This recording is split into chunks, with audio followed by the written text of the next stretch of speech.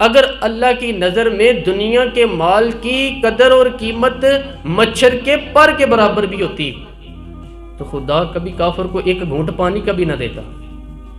कि तू मुझे मानता नहीं और मैं तुझे दुनिया दूं, मैं तुझे दूं। फरमाया अगर उसकी नज़र में मच्छर के पर के बराबर भी होती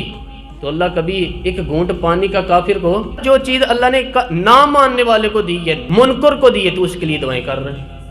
जो ना मानने वाले को उसने दे दी तो उसके पीछे भाग रहा है, तो सुबह शाम इसकी मनसूबाबंदी कर रहा है। सूफी के लिए, दरवेश के लिए, राह तरीकत के मुसाफिर के लिए, मुसलमान के लिए सबसे ज़्यादा जहर ये है कि वो जहर पीता है अगर दुनिया की मोहब्बत में वो जीता है। अगर किसी दुनियादार को देख के, किसी दरवेश का, किसी अल्लाह वाले का दिल मचलता है कि ये पैसे मेरे पास होते हैं, तो उस शाम उसे नमाज में मज़ा नहीं आएगा, गई उसकी सारी कुरान पाक की लज़्ज़त।